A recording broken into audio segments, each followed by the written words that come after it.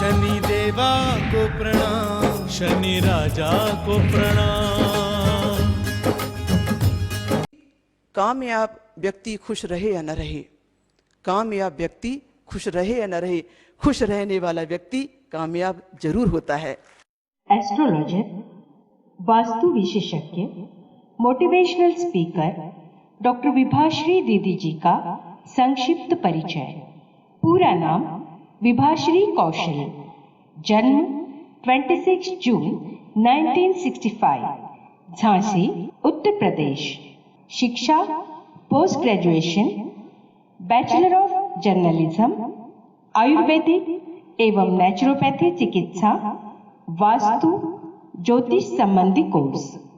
कार्यक्षेत्र सत्संग, ज्ञान यज्ञ, मोटिवेशनल कार्य, मेडिटेशन, चिकित्सा शिविर, वास्तु एवं ज्योतिष संबंधी मार्गदर्शन, गृह शांति अनुष्ठान आदि। लेखिका, साहित्यकार के रूप में आपके अनेक मासिक, साप्ताहिक, दैनिक पत्र पत्रिकाओं में लेखन के बाद आपके द्वारा बॉलीवुड सितारों की एस्ट्रोलॉजी संबंधी बुक सहित 26 साहित्यों की रचना एवं 26 प्रकार के ज्ञानवर्धक VCD का निर्माण जन कल्याणार्थ हुआ है।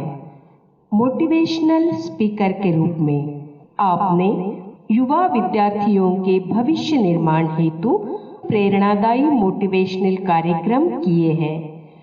भारत के अनेक व्यक्तिगत और सार्वजनिक संस्थानों में भी आपके हृदयस्पर्शी मोटिवेशनल कार्यक्रमों को लोगों ने बहुत सराहा है।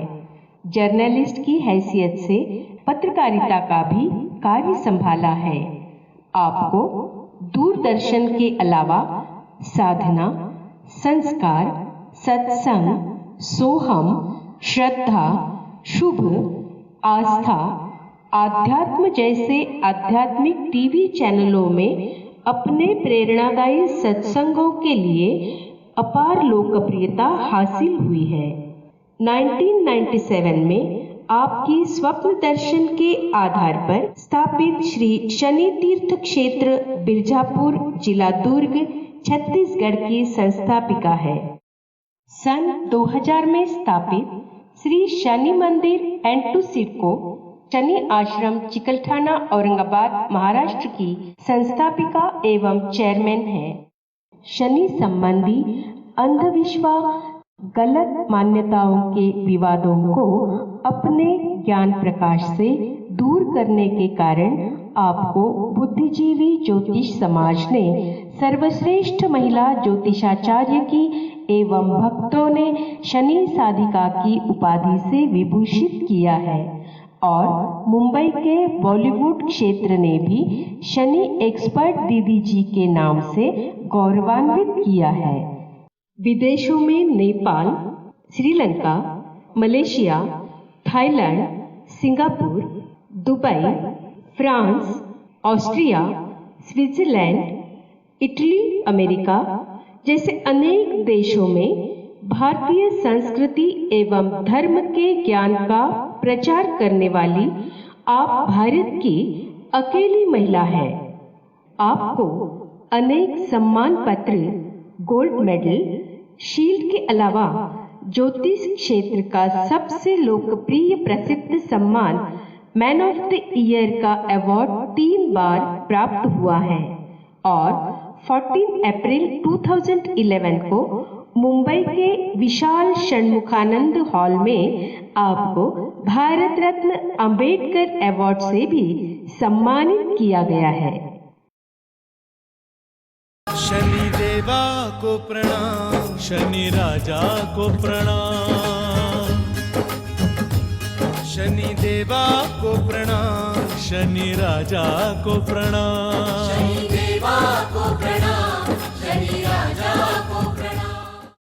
नमस्कार दीदी जी, आपका बहुत बहुत स्वागत हमारे इस विशेष कार्यक्रम में जो शुभारती संवाद डॉक्टर विभाश्री दीदी जी के साथ।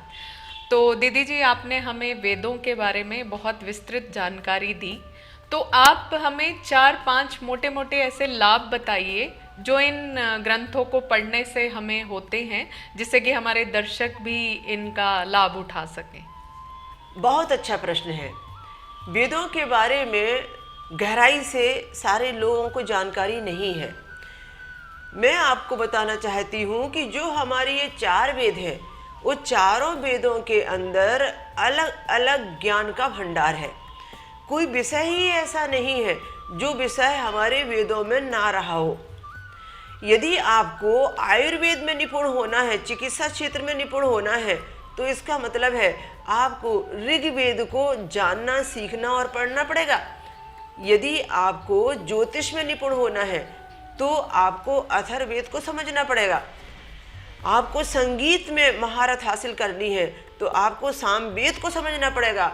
यदि आपको अपने जीवन में आत्मा, परमात्मा, अपने मोक्ष, अपने जीवन जीने की कला सीखनी है तो आपको मोक्ष तक ले जाने वाले एक परम ज्ञान को समझना पड़ेगा, जो आपको यजुर्वेद में ही मिलेगा। ये हमारे जो चारों वेद हैं, इनके अंदर में भूगोल भी है, गणित भी है, विज्ञान भी है। इनके अंदर सारी वो प्रैक्टिकल चीज़ें हैं जो किसी चीज़ के निर्माण के लिए स्टार्टिंग भूमिका अदा करती हैं। आज यदि हम कोई सब्जेक्ट निर्माण का लेते हैं तो इसमें सांकेतिक रूप से वेदों में दिया गया है उस चीज़ का निर्माण कैसे हो सकता है। कोई भी विषय जो हमारी प्रकृति से संबंधित है, यहाँ तक कि भूमि, नदी, पहाड़, खेती, कोई भी दृश्य, ब्रह्म, ब्रह्मांड या किसी भी प्रकार की उत्पत्ति कोई ऐसी नहीं है जो वेदों में जिसका ज्ञान ना दिया गया हो। इसलिए हमारे देश के अलावा भी अलग अलग क्षेत्रों में, विदेशों में भी इसके ज्ञान का लोग भरपूर लाभ उठा रहे हैं और वो नई नई खोजें कर रहे हैं, नया नया निर्माण कर रहे हैं और विज्ञान के चमत्कार को दुनिया को दिखा रहे हैं, जो वेदों में आज से 1 अरब साल से भी ज़्यादा पहले सब दिया गया था। इसी कारण हमारा देश जो है वो धर्म गुरु माना जाता है, क्योंकि हमारे पास जो धरोहर है ना, ये किसी के पास में नहीं है। इसीलिए वेदों को पढ़ने से 4 प्रमुख लाभ होते हैं। उन 4 प्रमुख लाभ में सबसे बड़ा लाभ ये होता है कि वह व्यक्ति जो वेदों में अंदर एंट्री करता है या वेदों के ज्ञान को थोड़ा भी टच कर लेता है, वो भटकता ही नहीं, वो बिल्कुल सही दिशा में चलता है। और वो नहीं भटकने से, स्थिर होने से, सही दिशा में चलने से वो अपने जीवन में कम समय में अधिक कार्य कर सकता है और अधिक लाभान्वित हो सकता है। दूसरा, हमारे वेदों में किसी प्रकार से कोई संप्रदाय नहीं है, किसी प्रकार से किसी देवी देवता या भगवान का नाम नहीं है। हमारे वेदों में किसी स्थिति और किसी शहर विशेष का नाम नहीं है, कोई इतिहास की गाथाएं नहीं है। इससे ये सिद्ध होता है कि हम इन सब भीड़ से अलग हटके, हम एक परमात्मा की आराधना करके, हम सिर्फ एक ही ओंकार को ख्याल करके हम अपने जीवन में बहुत ऊंचाइयों को छू सकते हैं। क्योंकि जो चीज़ एक पर केंद्रित रहती है वो रिजल्ट अच्छा और जल्दी देती है। जब हमारा ध्यान 10 जगह होता है तो हम विचलित हो जाते हैं और मानसिक रूप से हम उतनी ज़्यादा एनर्जीफुल नहीं हो पाते जो एक पर केंद्रित रहकर हम होते हैं। कहते हैं ना, एक साधे सब सदे और सब साधे सब जाए। तो इसलिए, और तीसरा महत्वपूर्ण लाभ ये होता है कि हमसे गलती हो ही नहीं सकती, भूले से भी हम कोई मिस्टेक नहीं कर सकते, क्योंकि उसका ज्ञान जो है वो इतना लाभदायक है कि व्यक्ति अपने आप संभलना सीख जाता है और अपने आप गाड़ी ड्राइव सही तरीके से होने लगती है। इसलिए स्वयं को भूलों से बचाने के लिए, स्वयं को गलतियों से बचाने के लिए, अंधविश्वास में जाने से अपने आप को रोकने के लिए और तमाम प्रकार की गलत मान्यताओं से अपने आप को बचाने के लिए वेद के ज्ञान का बड़ा सहारा रहा है। और चौथा और महत्वपूर्ण लाभ सबसे ज़्यादा ये है कि जो भी व्यक्ति इस वेद के अध्ययन में जाएगा, जितने भी लोगों ने वेद के ज्ञान को अपनाया, वे व्यक्ति निरर्थक जितने भी जो व्रत थे, उपवास थे, जो निरर्थक लोगों के अनावश्यक खर्चे हो रहे थे, जो धर्म के नाम से ठगाई में जा रहे थे, जो अनावश्यक रूप से विवादों में उलझे हुए थे, और जिन्होंने भी अभी तक के ये समझ रखा था कि ये अपनी मनमर्जी से लाइफ को जीने से या अपनी मनमर्जी से समय को व्यर्थ नष्ट करने से, धन को व्यर्थ नष्ट करने से हमारी ज़्यादा प्रगति होने वाली है, वे सब अपने आप में इन गलतियों से बच जाते हैं और सही मायने में जहाँ समय लगाना चाहिए, जहाँ श्रम लगाना चाहिए, जहाँ धन लगाना चाहिए, जहाँ जिस समय जिस चीज़ की उपयोगिता हो और उसका लाभ भरपूर मिले, ये वेदों का ज्ञान कहता है कि ऐसा वो व्यक्ति जीवन जीने लगता है तो वह अपनी ज़िंदगी में आरोग्यवान भी होता है, आयुष्मान भी होता है, यशवान भी होता है, कीर्तिवान भी होता है और अपनी ज़िंदगी में राष्ट्र का निर्माण करने के लिए एक बहुत बड़ी भूमिका भी अदा कर सकता है। बहुत खूब दीदी, ये तो आपने बहुत ही फायदे की बातें बताई जनमानस के लिए। तो इसके बाद फिर एक प्रश्न और मेरे मन में आता है कि हमारे मुख्य धार्मिक ग्रंथ कौन से हैं? लोग क्या समझ लेते हैं कि किसी संत ने यदि कोई ग्रंथ लिखा है तो वो धार्मिक ग्रंथ हो गया है। जैसे एक छोटा उदाहरण, आज मैंने शनि पुराण लिखा तो लोगों को क्या लगेगा, ये शनिदेव का नाम है और शनि पुराण लिखा हुआ है तो ये धार्मिक ग्रंथ है। पर ये धार्मिक ग्रंथ नहीं है, ये ऐतिहासिक ग्रंथ है। ये पुरानी गाथाओं को, इतिहास को लेकर जो पुराने समय में प्रचलन में चला आ रहा था उसको संकलन करके एक व्यवस्था बनाई गई, जो सारी चीज़ें एक जगह आ गई तो पुराण बन गया। असल में इसका संबंध जो है हमारे धर्म ग्रंथों से नहीं है। कोई भी पुराण धर्म ग्रंथ का हिस्सा ही नहीं है। हम महिमा मंडित करके उसे धर्म ग्रंथ की उपाधि दे देते हैं। असल में धर्म ग्रंथ वो है जो कि परमात्मा के आदेश के अनुसार, परमात्मा की बनाई हुई सृष्टि के अनुसार और सृष्टि के नियमों को फॉलो करते बनाया जाए। ये जितने भी पुराण हैं इसमें सृष्टि के नियमों की धज्जियां उड़ाई गई हैं, सब जादू मंत्र की कहानी है। तो ये क्या है, ये धर्म ग्रंथों का हिस्सा नहीं है, ऐतिहासिक ग्रंथ है हमारे। दूसरा जो वेद है नंबर 1 पर, वो धर्म ग्रंथ है। तो वेद के अंदर में जो धर्म ग्रंथों की जो सारी ऋचाएँ हैं वो हमें ये बताती हैं कि इन्हें किसी व्यक्ति विशेष ने नहीं लिखा है। ये जो है ये प्राचीन जो हमारे, हम कह सकते हैं कि ब्रह्मा जी के मुख से जो भी ऋषि मुनि लोगों ने ये गाथाएं सुनी होंगी और ऋषि मुनियों ने जो तपस्याएं की होंगी, ऋषि मुनियों ने सृष्टि के संचालन के समय में जो ये सब लिखा होगा, जहाँ कोई स्वार्थ नहीं था, जहाँ सृष्टि के निर्माण की गाथाएं थी, वहाँ से इनका प्रारंभ हुआ। अब ये जो वेद नंबर 1 के धार्मिक ग्रंथ बन गए। इसके बाद में मनु जी आए। आपने मनु शतरूपा की कहानी सुनी होगी, तो वो प्रथम पुरुष कहे जाते थे। अब मनु ने अपने जीवन में एक लक्ष्य बनाया था कि मुझे इस सृष्टि के पूरे ज्ञान को दुनिया को पहुंचाना है। उन्होंने उस सृष्टि के ज्ञान को जो वेदों में संकलित था, उन्होंने उसके एक बहुत अच्छे तरीके से ग्रंथ के रचना के साथ में शुरुआत की। उसका नाम हमने रखा मनु स्मृति। ये मनु स्मृति वेदों से कम नहीं थी, क्योंकि वेदों के ज्ञान का संक्षिप्त और बहुत महत्वपूर्ण विषय थी ये। तो मनु स्मृति में हमें इतनी सारी अच्छी बातें मिलती थी कि हमें ऐसा लगता था कि हमने वेद ही पढ़ लिए। मनु स्मृति के बाद में फिर जब वेद व्यास जी द्वापर युग में आकर देखते हैं, बहुत सारा सब उथल पुथल हो गया है। सारी सृष्टि में इधर उधर सब, महाभारत के समय में सारे सब कुछ जितने भी ग्रंथ थे वो खराब हो चुके थे। महाभारत काल में, द्वापर युग में इतना ज़्यादा हमारा विज्ञान, धर्म, हमारी प्रकृति को नुकसान हुआ है जितना कभी नहीं हो सकता। तो उस समय के इस प्रकार की महाभारत की स्थिति को देखते हुए बाद में उन्होंने सबको इकट्ठा किया, बिखरे हुए साहित्य को सब समेट कर और बहुत अच्छे तरीके से 4 हिस्सों में, 4 ग्रंथों में विभाजित करके उन्होंने ये वेद की रचना कर दी। उन्होंने इन चारों वेदों के नाम अलग से ऋग्वेद, यजुर्वेद, सामवेद, अथर्ववेद, इस प्रकार से उन्होंने तैयार कर दिए। तो वो जो लिखे उन्होंने, उन्होंने जो ये साहित्य का निर्माण किया वो हमारे लिए धर्म ग्रंथ बन के तैयार हो गए।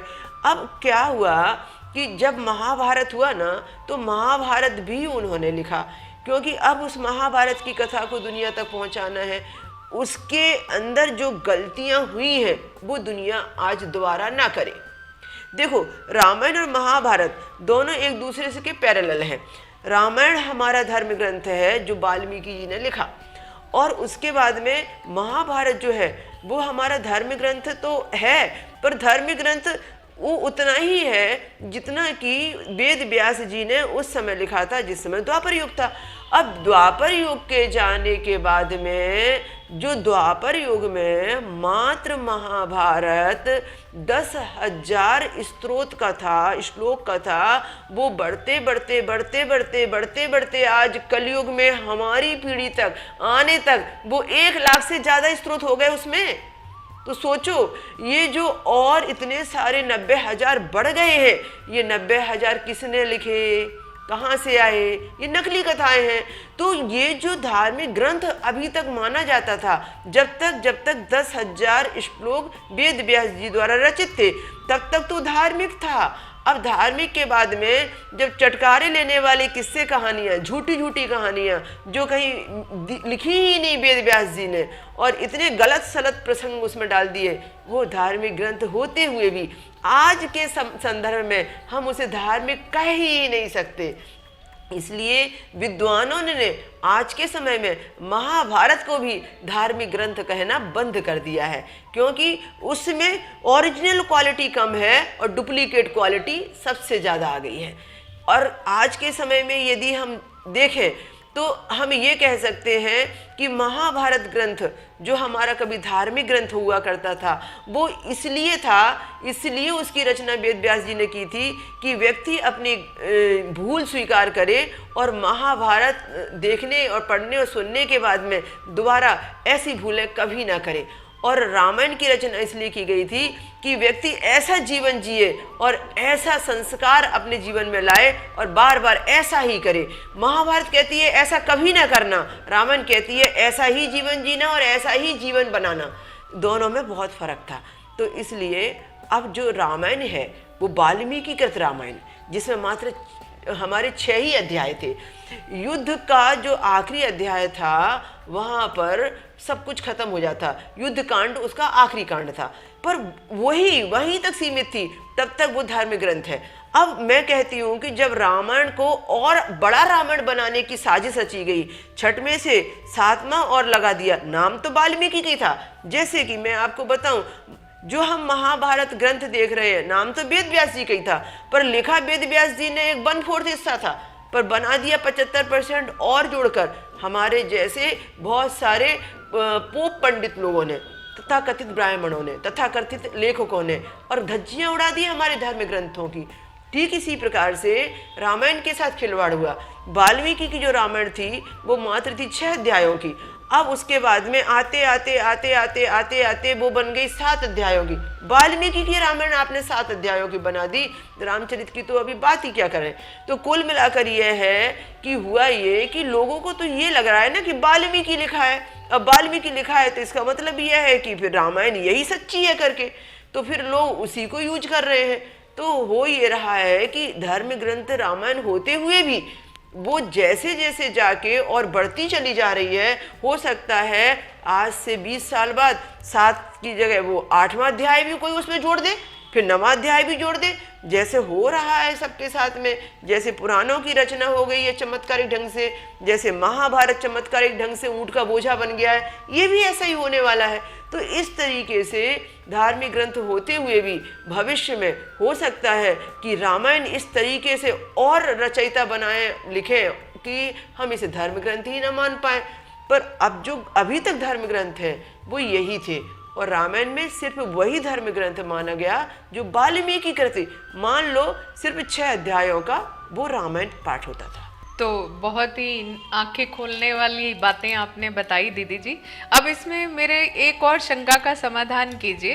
रामायण और रामचरितमानस जो कि तुलसीदास जी ने लिखी, इन दोनों की ही हम प्रयोग करते हैं जब राम कथा करते हैं, तो फिर हमें किस ग्रंथ का चिंतन मनन करना चाहिए, और फिर राम कथा कहाँ तक मतलब हमें और किस तरीके से उसका पठन पाठन करना चाहिए? बहुत सुंदर, आपने वाकई में ये प्रश्न पूछकर एजुकेशनल डिपार्टमेंट की हेड होने का एक प्रमाण मुझे दिया है। ये तो हम अपने एजुकेटेड समाज को बताना चाहेंगे कि रामायण और रामचरितमानस में जमीन आसमान का अंतर है। रामचरितमानस 50% ओरिजिनल है और 50% डुप्लीकेट कथाओं में भरी हुई है। और रामायण जो है, जो 6 अध्यायों वाली वाल्मीकि की रामायण हुआ करती थी, जो आज भी कभी आप जाएंगे तो गोरखपुर प्रेस में आपको, गोरखपुर गीता प्रेस में ये मिलेगी, पर वहाँ दोनों मिलेगी, असली भी है और नकली भी है। आप देखेंगे कि 6 अध्याय वाली तो अभी कम सामने में आ रही है, आप बोलेंगे खोज के दीजिए तो वो खोज के देंगे गीता प्रेस में, पर अब आप देखेंगे तो वहां भी 7 अध्यायों वाली ही रामायण मंडला चालू हो गई है। ऐसे ही रामचरितमानस के साथ हुआ है। तो रामचरितमानस जब लिखी गई, जब तुलसीदास जी ने कलयुग में जन्म लिया, और रामायण उस समय लिखी गई जब त्रेता युग में भगवान राम थे। तो वो भगवान राम के साक्षी में जो राम ने किया, जो राम के द्वारा उन्होंने देखा, और राम के समय में राम राज्य में वो रामायण लिखी गई, तो वो शाश्वत सत्य प्रमाणित थी। अब इसके बाद में तुलसीदास जी ने आज के समय में जो कलयुग आने के बाद में रामायण को संस्कृत से हिंदी में लाने की कोशिश की। जैसे मैं एक उदाहरण दूं, महाराष्ट्र के अंदर में संत ज्ञानेश्वर आए, उन्होंने देखा कि मराठी भाषा में कोई ग्रंथ नहीं है, तो मराठी भाषा में उन्होंने एक ग्रंथ को ट्रांसलेशन किया, वो था श्रीमद् भागवत गीता। उन्होंने कहा कि गीता को यदि हमारे महाराष्ट्र में मैं लेकर आऊँ उनकी लोकल भाषा में, तो इससे इतनी लोकप्रियता होगी कि मेरा भी मान बढ़ेगा और साथ में मेरा मानव जीवन सफल हो जाएगा कि मैंने संस्कृत से हिंदी में और मराठी में लाके कुछ दिया। तो वो मराठी भाषी थे, तो उन्होंने मराठी में उसका ट्रांसलेशन किया, उसका नाम रखा गया ज्ञानेश्वरी। अब घर घर में महाराष्ट्रियन परिवार में ज्ञानेश्वरी का पाठ किया जाता है। गीता का पाठ इसलिए नहीं हो रहा कि गीता संस्कृत में है, इसलिए नहीं हो रहा कि संस्कृत के बाद में हिंदी अनुवाद भी है। तो कई लोग जो ठेठ मराठी हैं, जो महाराष्ट्रियन हैं, उनको पुराने लोगों को मराठी के अलावा दूसरी भाषा में उतना इंटरेस्ट नहीं, तो वो मराठी होने के नाम से वो ज्ञानेश्वरी बड़ी लोकप्रिय हो गई और ज्ञानेश्वर भी लोकप्रिय हो गए। तो संत ज्ञानेश्वर ने जो इतना अच्छा काम किया, ठीक इसी जगह हम तुलसीदास जी को रखते हैं। तो तुलसीदास जी ने रामायण को उठाया, वाल्मीकि जी की रामायण जो संस्कृत में थी 6 अध्यायों की थी, उन्होंने सबसे पहले इसके 6 अध्याय बनाए। अब जब 6 अध्याय बनाए तो इन 6 अध्यायों में उनको ये लगा, इसमें जब तक मेरे मन की भावना, मेरे मन के विचार, मैं अपनी संस्कृति, मेरी सोच ना डालूं, तब तक तुलसीदास ही क्या, हर लेखक सोचता है कि आज मैं यदि मेरा शनि पुराण लिख रही हूँ तो मेरे अपने विचार उसमें होने चाहिए, आज कोई गरुड़ पुराण व्यक्ति लिख रहा है तो उसको अपने विचार होने चाहिए। जितने भी ग्रंथ लिखे गए उसमें उस समय की जो परिस्थितियाँ थी, उस समय की जो विचारधाराएं थी, जो प्रथाएं थी, जो वहाँ पर महिलाओं के साथ पुरुष के साथ में जो भी भेदभाव चल रहा था, वो सब उन ग्रंथों के द्वारा सामने में आया। अब तुलसीदास जी ने देखा नारी का क्या यहाँ रोल है, नारी को किस रूप में लोग देखते हैं, शूद्र को किस रूप में लोग देखते हैं। तुलसीदास जी ने देखा कि कोई पढ़ा लिखा नहीं है तो उसको लोग किस रूप में देखते हैं। तो उनके विचारधारा में जो जो भावना उनकी थी, जैसी विचार उनकी लिखित थी, उन्होंने सारी अपनी विचारधाराएं थोप दी उस रामायण को रामचरितमानस में कन्वर्ट करते समय। तो रामचरितमानस में इतनी उन्होंने नकली कहानियां डाल दी, इतने नकली प्रसंग डाल दिए और नारी जाति का इतना अपमान कर दिया उन्होंने कि तुलसीदास जी ने जो रामचरितमानस लिखी उसको आज की हमारी पीढ़ी पढ़ने के बाद में क्या इज्जत देगी महिला को, और क्या इज्जत देगी वो शूद्र समाज को, और क्या इज्जत देगी अपने बड़े बुजुर्ग उन लोगों को जो कभी गए नहीं स्कूल और उनको आप गंवार कहते हैं और अपने आप को आप विद्वान कहते हैं, पर उनका कॉमन सेंस विवेक हमसे 10 गुना ज़्यादा हुआ करता था बिना स्कूल जाए। अब मैं छोटा सा उदाहरण देती हूँ। तुलसीदास जी के प्रति लोगों का सम्मान होना चाहिए कि ये लोगों का सम्मान नहीं होना चाहिए। तुलसीदास जी ने लिखा है एक सुंदरकांड के आखिरी श्लोक के आखिरी, आप उसमें देखेंगे पद्य में और उस समय आपको पता चलेगा एंडिंग में। तो उन्होंने एक शब्द लिखा हुआ है, ढोल गंवार शूद्र पशु नारी, ये सब ताड़न के अधिकारी। किसको आप ढोल कह रहे हैं, किसको गंवार कह रहे हैं, किसको शूद्र कह रहे हैं, और कौन सी नारी है जो ताड़न के अधिकारी है? आप समझ रहे हैं ना इस विषय को, कि तुलसीदास जी ने, ये मैं एक बात नहीं बोल रही हूँ, ऐसे में 100 श्लोक बताऊंगी तुलसीदास जी के, जहां उन्होंने घोर अपमान किया है संस्कृति का, घोर अपमान किया है भावनाओं का। आप उसे रामचरितमानस को आप रामायण की तुलना में ला ही नहीं सकते। तो बहुत सारी बातें जो ऐसी हैं कि हम आज देखते हैं कि नकली कहानियों से प्रभावित होकर लोगों ने सीरियल बनाए, लोगों ने फिल्में बनाई और अपने आप को धर्म की स्थापना करने वाले श्रेष्ठ धर्मात्मक होने का गौरव प्रदान किया। पर ये नहीं मालूम उन्होंने फिजिकली कितने प्रॉब्लम झेले, ये नहीं मालूम पर्सनल लाइफ में उन्होंने कितनी तकलीफें उठाई, क्योंकि जो हम बीज बो रहे थे ना, उसकी फसल हमें ही काटनी थी। आज धर्म ग्रंथों के साथ जो भी खिलवाड़ हुआ, जो भी हो रहा था, यदि हम और आप मिलकर इसके लिए जिहाद नहीं छेड़ेंगे, सही मायने में हम सही संस्कृति को वापस लाने के लिए हम बचाने का प्रयास नहीं करेंगे, तो जो चल रहा है वो चलता रहेगा। और हमारी पीढ़ी जो आज हम सुन रहे थे, देख कर आ रहे थे, चुपचाप मौन हो रहे थे, ये भी फिर ऐसी ही बन जाएगी। इसलिए ये विषय हमने रखा यहाँ पर। बहुत बहुत धन्यवाद दीदी जी आज के इस ज्ञानवर्धक चर्चा के लिए। आज समय की मर्यादा को ध्यान में रखते हुए हम इस कार्यक्रम को यहीं विश्राम देंगे। अगले शनिवार आपसे फिर मिलेंगे और बहुत सी बातें इसी विषय पर फिर से करेंगे। जरूर।